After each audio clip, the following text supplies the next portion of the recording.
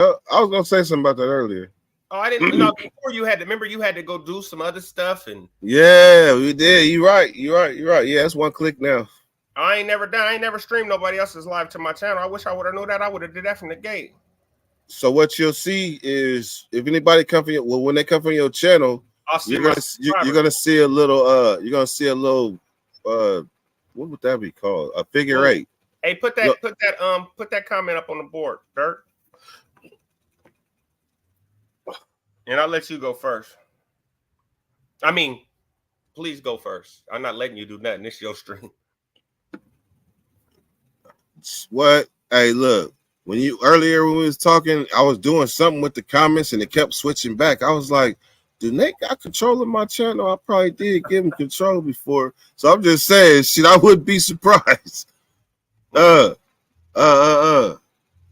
that you are all home, what are you most passionate about? Everything, but freedom, weed, family, accomplishment, doing the thing. Nope. The question said, "What are you most passionate about?" Not what all are you passionate about. You just told me a whole lot of things you were passionate about. You didn't tell me what you're most passionate about. I would have to say family. And anybody who doesn't say that is giving the wrong answer. Yeah, I gotta say family. That's easy call. Look, even in the comments, King of Kings, Caster, what's up, bro? I see you. Haven, being free and keeping my youngsters and my kids out of prison. Family. Anybody that's if you've done time, even a little bit, you realize how much you miss your family over everything.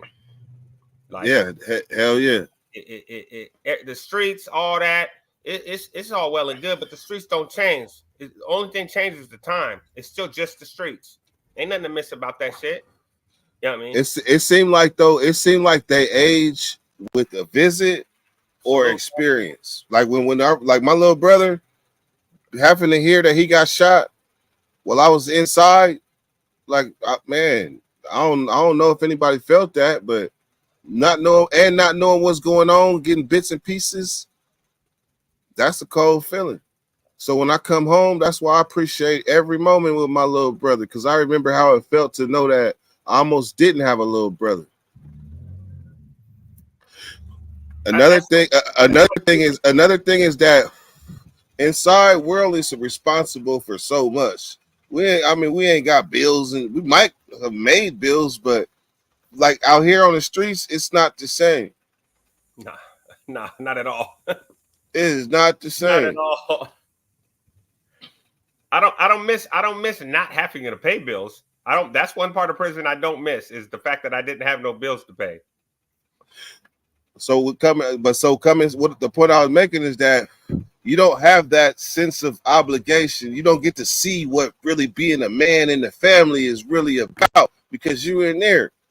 Then when you come home and you get to really see like the importance and see how you need it, knowing your part that you got to play and keeping the family together, man, all that shit is motivating and thriving and inspiring to those who are awaiting that. Because I get to look in their face once a month. He know why I'm smiling right now. I ain't even got to say it. Like, hey, you know what? We'll give my nigga his flowers right now, bruh. You come a long way, bruh. You come a long way, bruh. and not that you didn't always do your part since you came home, because you have, but to realize that you can't stop doing your part, to realize that you can't fuck up doing your part. That's bigger than just knowing you got to do your part. Man, getting tricked out of your position is a real thing. It's so easy. Man, you can get tricked. See, for me, getting tricked out of my position. For sure, Drina. My bad, excuse me, sir. Yeah, for sure, Drina, Miss Drina, with no questions. Straight up. Easy. Hey, do you know that the last time I went to your house, Yeah. Nigga, I passed my grandparents, all four of them. All four of them in the same cemetery. It'd be like when I go see you, they be talking to me too. Like Oh, you ain't gonna pull over. You ain't gonna pull over and say right. what's up. Everybody right there. You can't pass by there without at least acknowledging it. Hey, I used to, up, man. Oh, we got all look, CB420. Okay. yeah. Okay. People paying attention. I like that. All right, so I got an idea. Let's try it out. And you know, through the years, man, we done had a lot of ideas, haven't we? Yes, we have. let's dispel one myth right here. How did Dirtyweather start to with the open panel? What happened? Well, okay.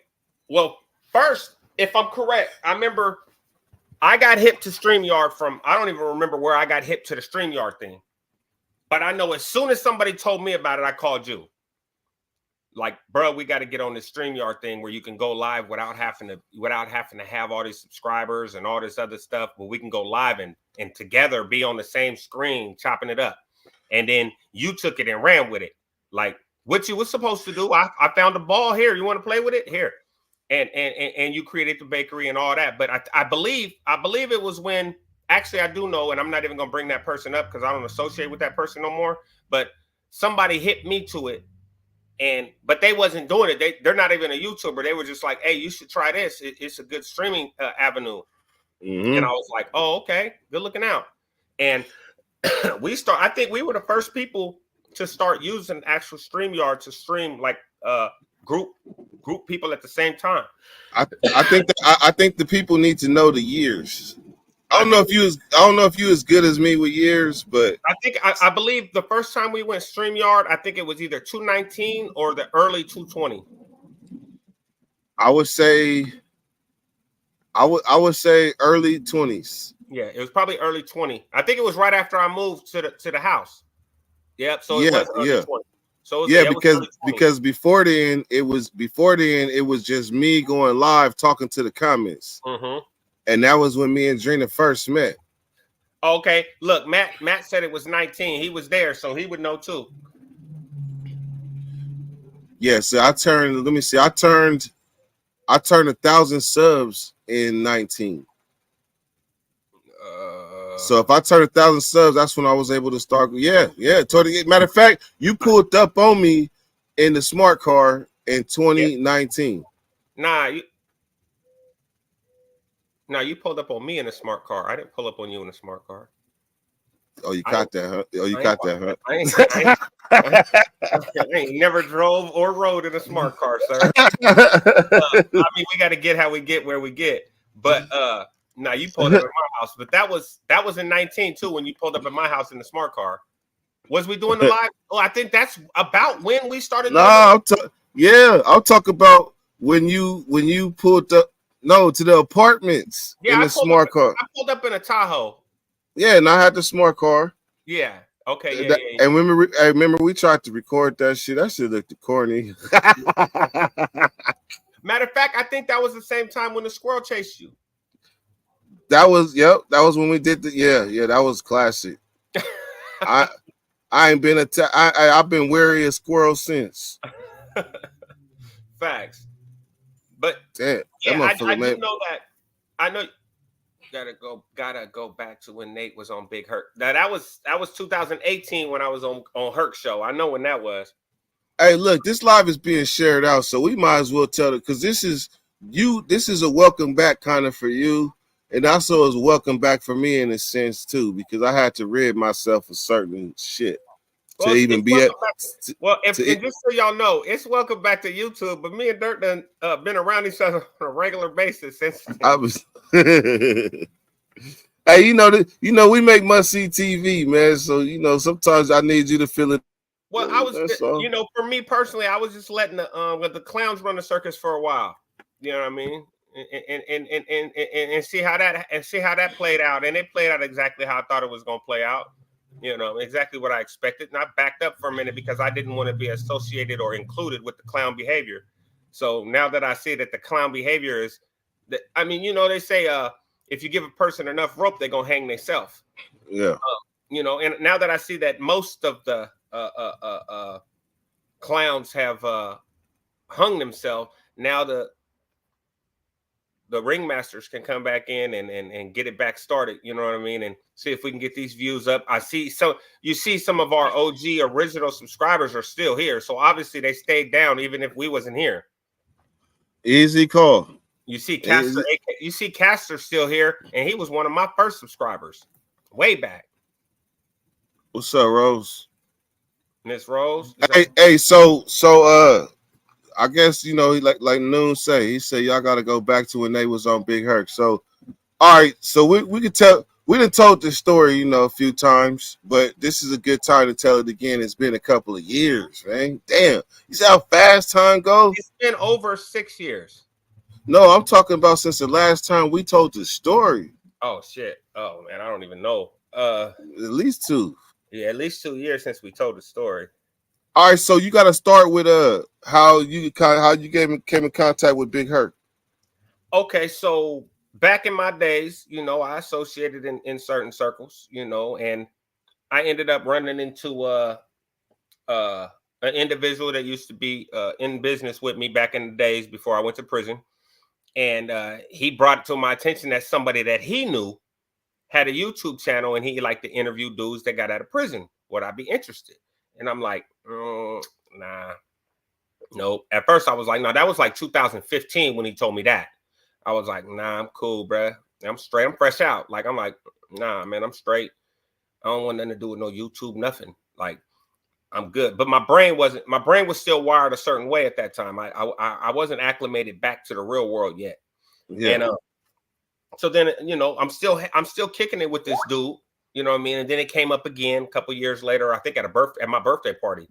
He brought it up again. I was like, yeah, man, shoot me dude number, man. I'm gonna hit him up. Or shoot me his YouTube. Let me go check it out. Right? Yeah.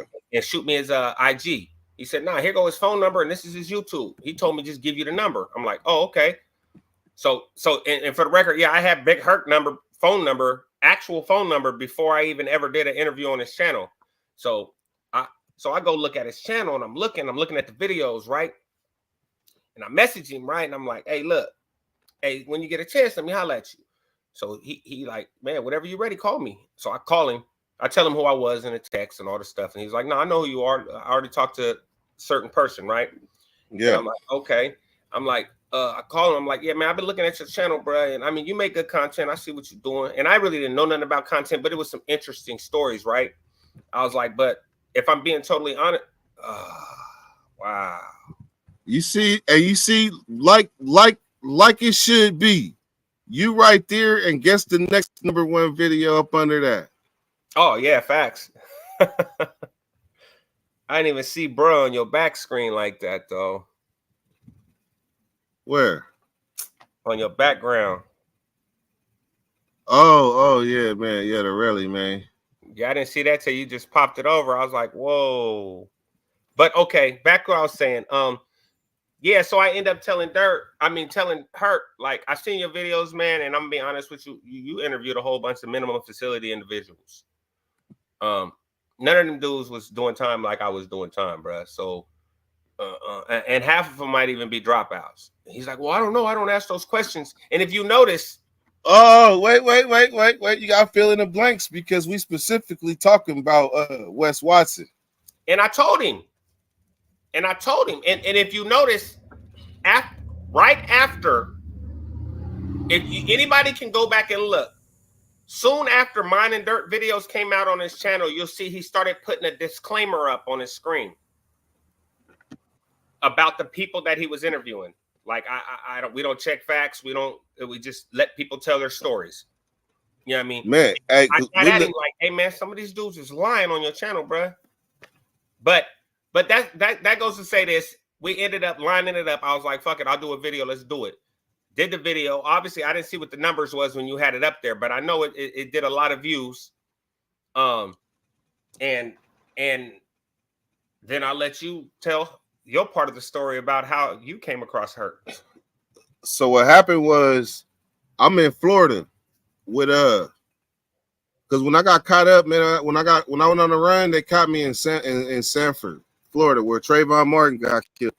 So when I got locked up in Nate County Jail, one of my partners, who he's not necessarily from California, but he been there, and that's being that far away, that's close enough.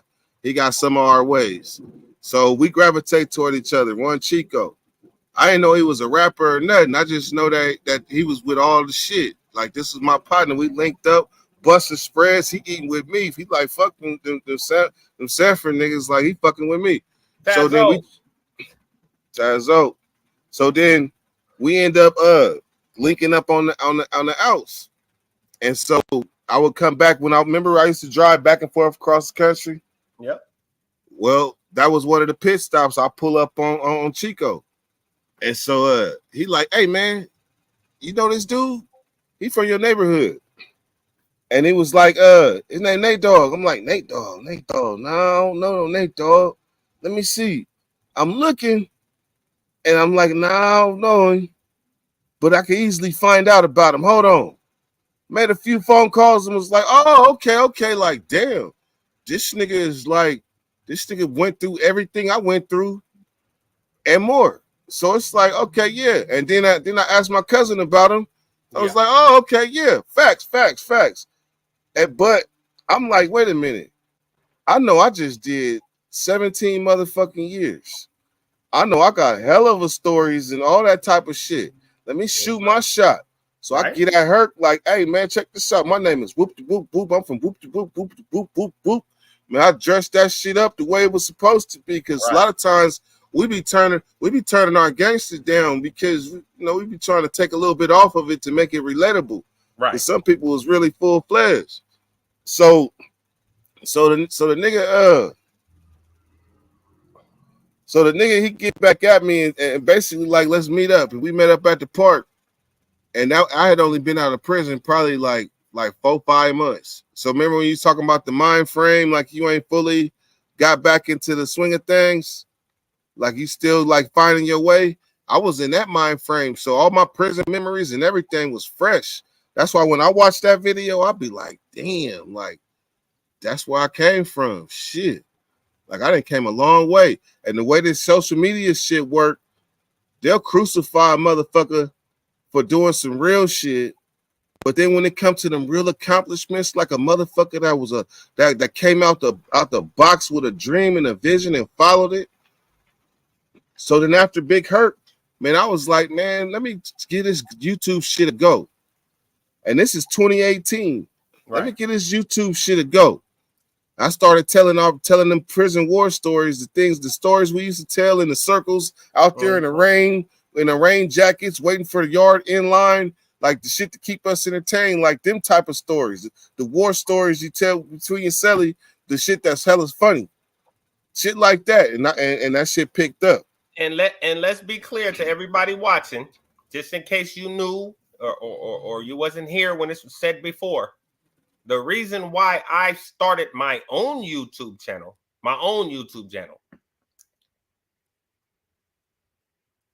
because he kept sweating me.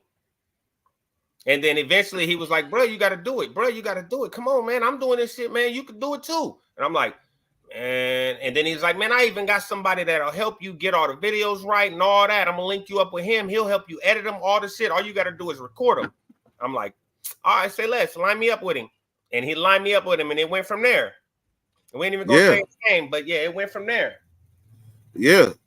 And that's what's up. We can say his name, Sandman. He lined me up. Dirt introduced me to Sandman, and then Sandman was edited and I was posting all my videos at first. Yeah. And you know what? No matter what happened with on YouTube drama crap, what he chose to do, that's his business. But he was the one that actually connected me with a lot of my big interviews that I went on before I even started doing my own interviews and interviewing people. You know what I mean? Yeah. Like he's the one that lined up the lockdown 23-1, the prison break raw, the Badger. He lined those all up. Hey, do you know that out of all of them, that Badger is the one that I never did an interview with? And you know why? Why?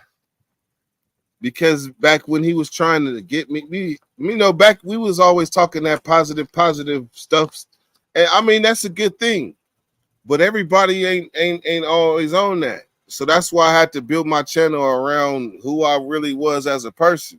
So he telling me I need to have a mission statement and some other shit of what I was like, man, either I'm gonna come on and be me or I ain't coming on at all. And that's why it was never a Badger and Dirt interview. I actually tried to line up across the table with Wes Watson before Wes Watson got big. Just when I first saw his videos on Herc. Yeah. And I was like, man, hey, let's line up across the table, Herc. I'll come where you at, man. Let me line up across the table from that guy. And he said, no, dude, not Herc. Wes Watson didn't want to do it. You know why? The same way he got called out, when I called him out, I promise you, I called Nate and was like, Nate, look, this dude is a fraud, man. What the fuck? He was like, man, I'm gonna call her. We're gonna see what's going on. I said, listen, man, this motherfucker is lying about what happened in Oklahoma. I got a homie that was there that told me the story. I know the story. Yeah, I remember. Yeah. I'm like, this motherfucker telling the story like he was there when it kicked off. And he wasn't nowhere. He was in a cell. Right. But he telling these stories of grandeur. And this motherfucker had everybody fooled. See, me and Nate went through some shit together on these YouTube streets. And this is called exploitation. And that's where people are come in with a plan because they'll clearly see what they want to do. Come in and exploit and leave.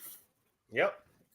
That was their plan all along. You remember the biggest person that tried to exploit us? Oh, easy call. Easy call. Mr. I live in the Philippines now. Oh, yeah. That motherfucker tried. That motherfucker came through. Yes, sir. No, sir. Yes, sir. Like this motherfucker came in playing the whole ass role. Whole ass role. Yeah. Knowing his whole goal was to say that he knows some people from the prison genre. He's in function with them. That's all he needed us to validate him. He used us. Right. Oh, he did. I believe it. 100%. And then ran like a girl. But it's good that he ran because his content turned like damn near 99% weird. Yeah, he started doing LGBTQ content. You know. He was chasing that Chocolate Thunder fame. Yeah. He wanted to be so proud that was his celly. That was a real person? I don't know. I never heard of him.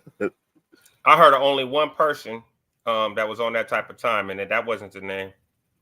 You talking Purple Passion? Yeah, that's the only person I ever heard of. But I seen that motherfucker in real life. Yeah. That motherfucker hella tall and black. Yeah, I heard about him, but you know, that ain't even. Yeah, that's what his content turned to. His 100%. That though, that was nigga. Like overnight. As matter of fact, the next day after he left the last time he came here, all his content went to that. He took my video. The next day. He started with taking my video and trying to justify it with the fact that I dropped one of them on my channel. Yeah. Yeah, he tried to tell me that. Remember, I was like, man, why are you posting? Oh, Dirt did. What? First of all, you can't tell me nothing about what Dirt did. You ain't my homeboy. Dirt is. I know what Dirt did before you knew about what Dirt did. Like, come on, man. What is you talking about? Dirt ain't did nothing I don't know about. People act like they don't realize we ain't like regular YouTubers. We actually know each other. We're not just way over there in another state and we friends on YouTube or we boys on YouTube. Man, we live 7 minutes. Well, no, I'm sorry. What did it say on your GPS? 11 minutes? 11 minutes. We live 11 minutes from each other. Like, come on, man. I could walk to my house if he had to. If I had to, because yeah. I could walk. Yeah. I could walk to your house. I just take the bike trail. I mean, I could ride a bike. But hey, I just wanted to come in on the live. Some of support. Give one of those stories about the beginning. We'll do that again and keep it going so they can hear some of the history for the newer people. I gotta get my daughter from school. So will she go year round? Absolutely. We don't take no time off. We ain't got no time to waste. You know, I'm on grant time. Yeah, no. I put her in a summer program. That okay. So the first year she was in school last year, I had her in a summer program, but I went in there and I sat in on one of the classes, and all they were doing all day was coloring and watching videos and playing.